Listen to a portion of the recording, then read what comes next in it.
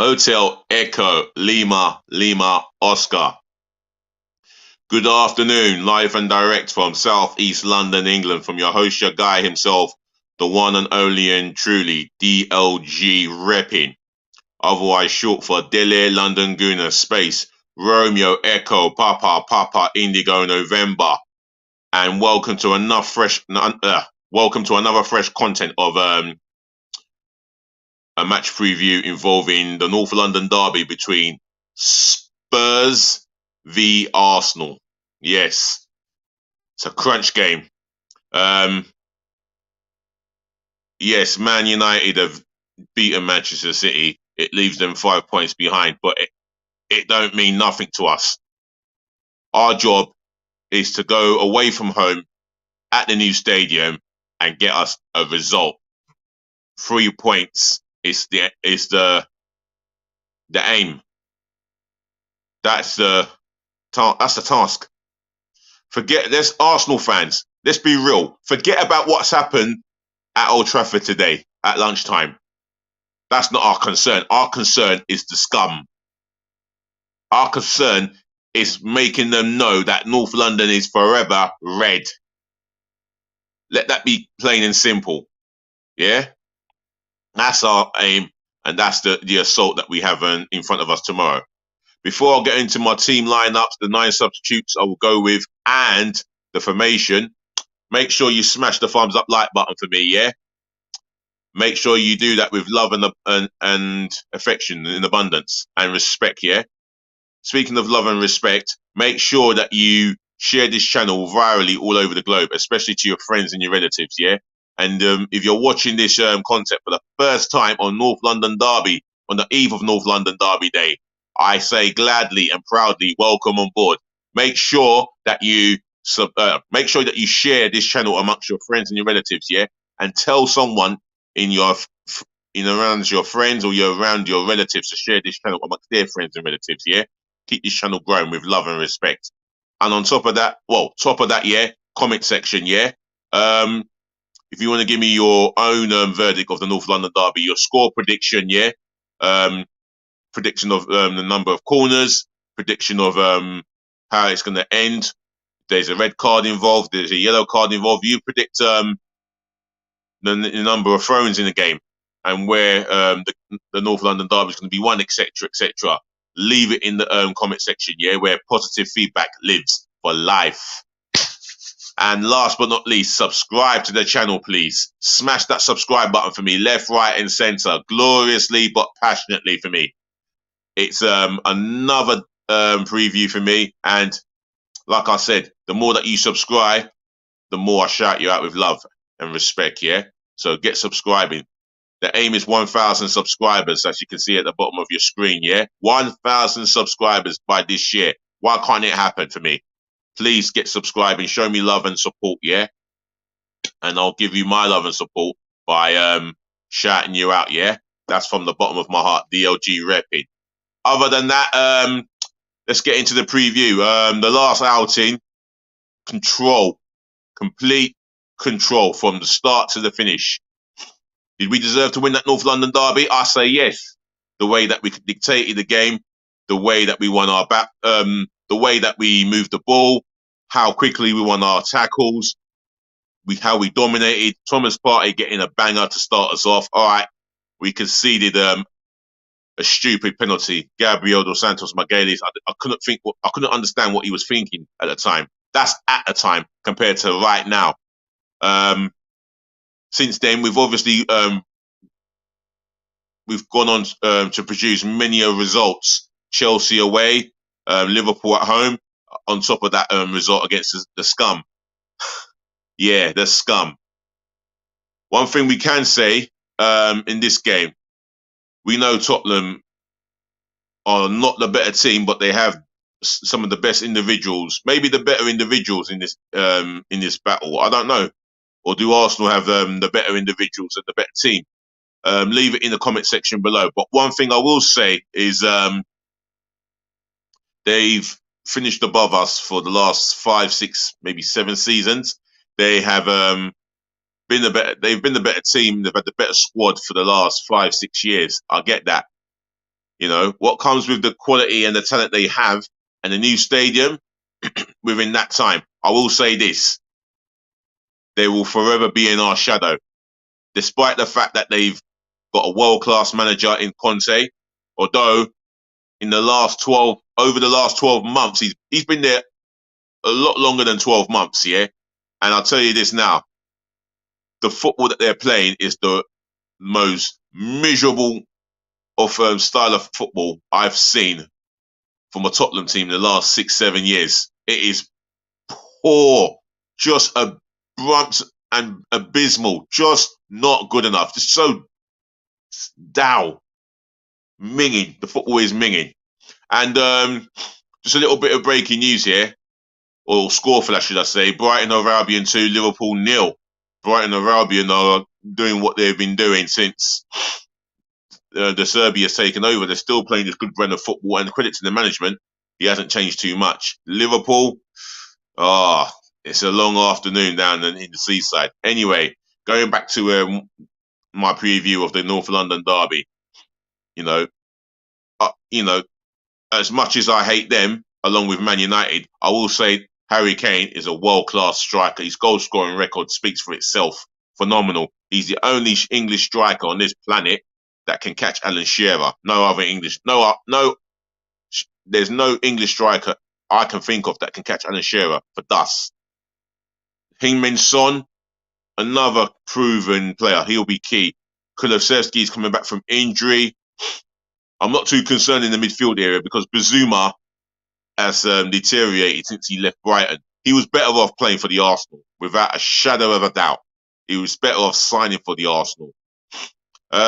Defensively, they have been at times abrupt and dysfunctional, and that's where we could hurt Tottenham. But we've only got one attacker within our whole entire squad. Jesus is out injured. He's out for the game. There's reports that Mikhailo Modric will be signed on time.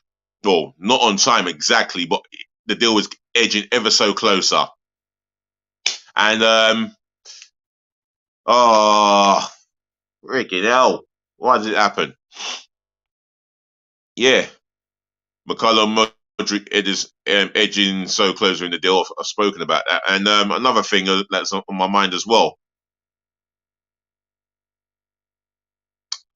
Mikel Arteta and Martin Odegaard. I'd like to shout out the pair of them and congratulate them for winning Management and Player of the Month award. I think Odegaard scooped the award for Player of the a Month award for November and December. What a double for Odegaard. He has been absolutely scintillating. And Mikel Arteta, his setups have been good. His teams the teams that he's picked, they've gone on to have a very good season. And because of him, we are 15 points better off. And because of him, he's galvanized the unity of the Arsenal fans. And that's a major credit for him. So well done to Mikel Arteta on that front. But other than that, I'm going to be picking my starting 11 for this great game, this great North London derby. In goal, I'm going with Aaron Ramsdale. He's for me, he's the number one undisputed goalkeeper. And if not for him last season, we could have been on the end of a 7-8-0 thrashing, if not for him. So I'm going to go with Aaron Ramsdale in goal. Hopefully he doesn't make too many big saves. We just want him to make less saves. You know, hopefully our defense will, do the job that the makeshift defense didn't do last season, and I'm sure of that. Right. I think score correction before I pick the defense that I'll go with. The score correction is Brighton 1, Liverpool 0. VAR must have overruled the second Brighton goal. Anyway, in goal Ramsdale, that's sorted. The defense, Benjamin White or Benny Branco, however you want to call him. He has been absolutely superb, solidly defensively superb. offensively equally superb as well.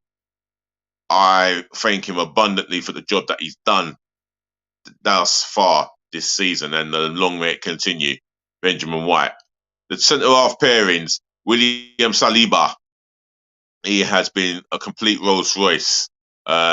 He's had these wobbles, and I did say on the fan cam away to Palace, which was our first game, that he's had one good game, but there's going to be many games to come, and we cannot continue to big him up because there may be that one or two games out of 38 that he has a wobble, and he's had these wobbles. He's had a bad wobble as well. One game that I'm thinking back to, I think it's the Brighton game where he was not um, that Rolls Royce defender. He was anything but Rolls Royce. But other than that, my man William Saliba can, and my man William Saliba can continue to deliver the goods. And I would fancy his chances against Harry Kane all day long. Alongside him, a guy who's recently outperformed William Saliba. He goes by the name of Gabriel dos Santos Magalhães. Well, he performs as if he's still playing in the football cages of the favelas. You know, he obviously knows that part of the world, but he is in this part of the world, in London, England, settled, obviously, but becoming one of the best centre halves, best left-footed centre halves in the Premier League that I can think of, and he just goes stronger and stronger. Left back,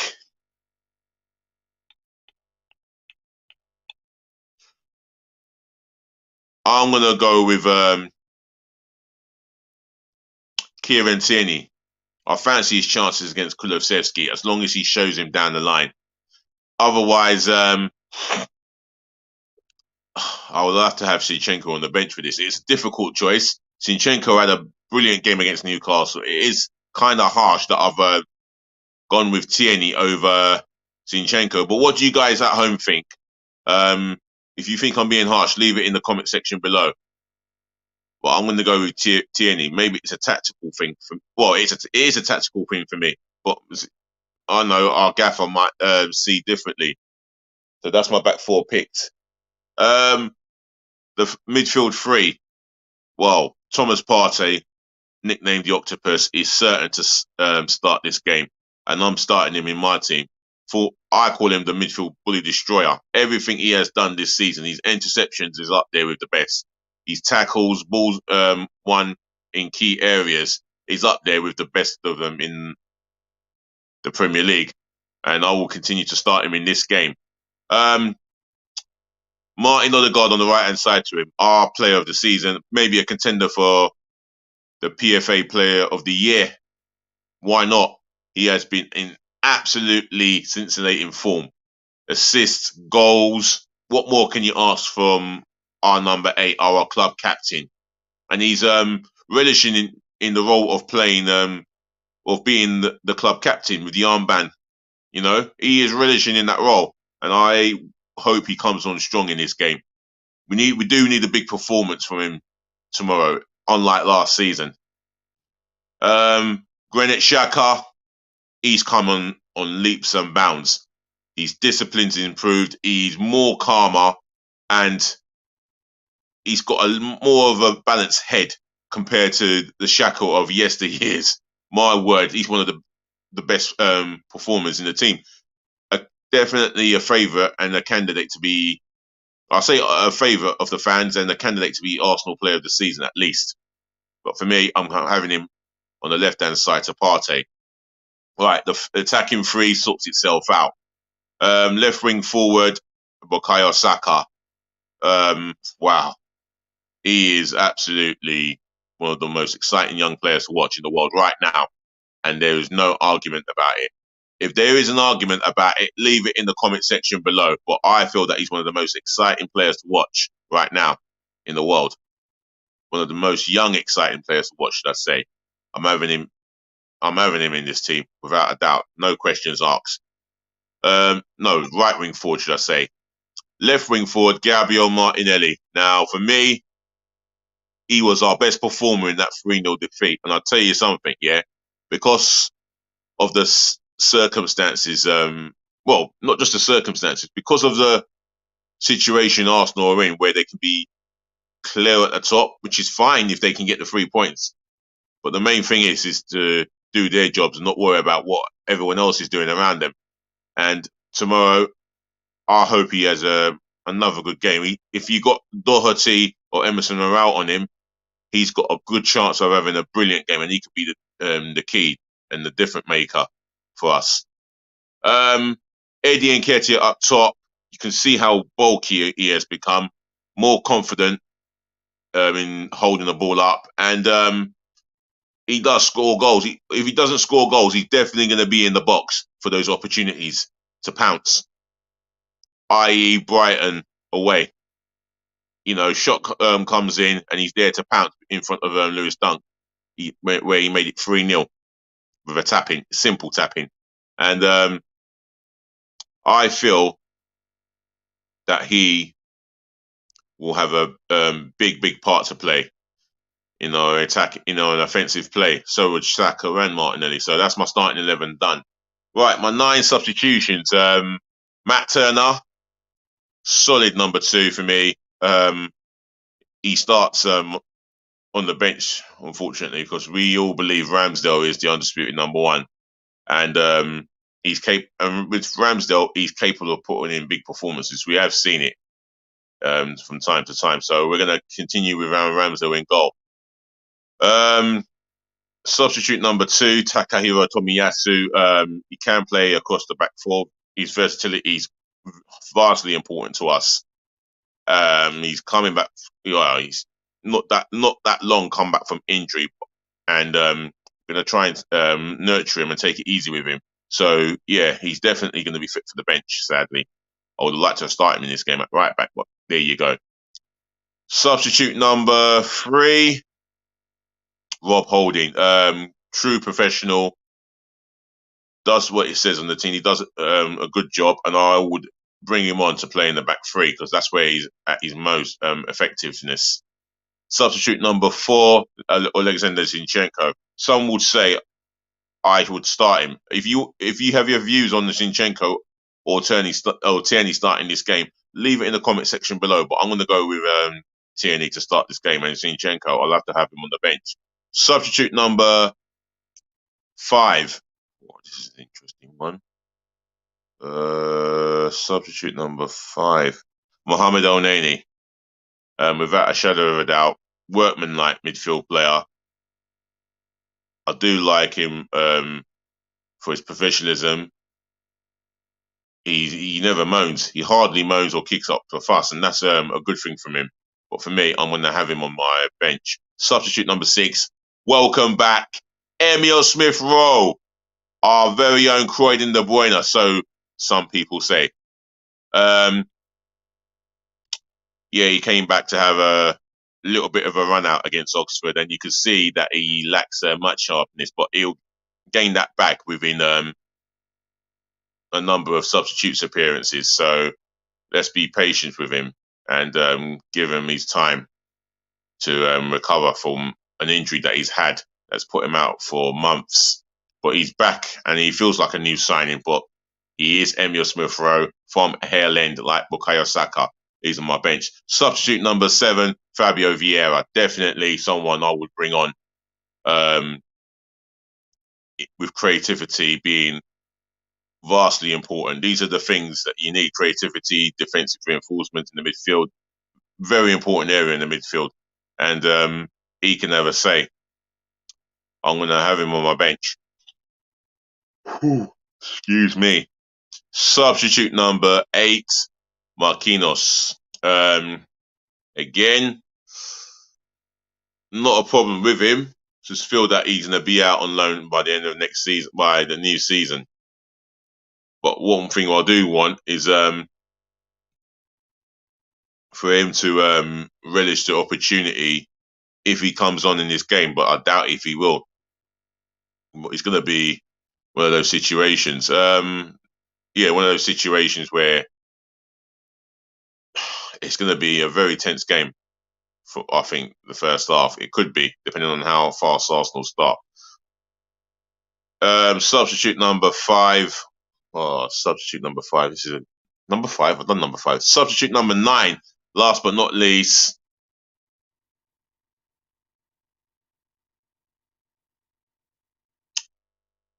Nathan Butler Odajeyi. I think he's a Nigerian by descent, but well, he's an Englishman with Nigerian descent.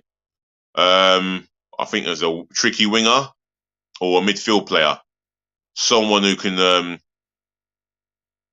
someone we don't know whether he can come into the midfield and hit it running. But one thing for sure, he's come from the academy, Haaland, just like Smith Rowe and Saka, and he will get his breakthrough maybe one day, but not tomorrow. I can't see him coming on tomorrow, depending on the balance of the game.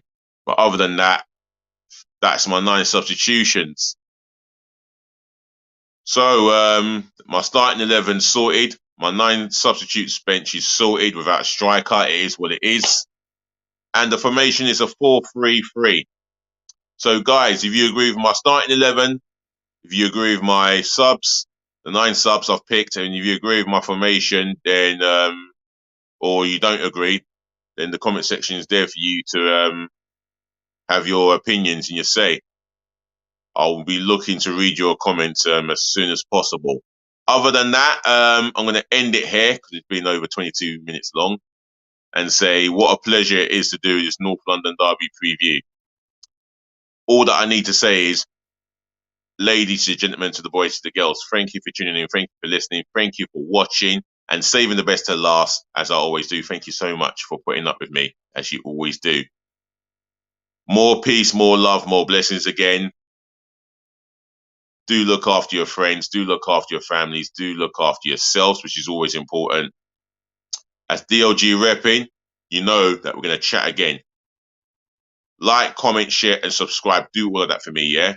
And last but not least, just remember, please always be nice. And I do mean be nice, as always.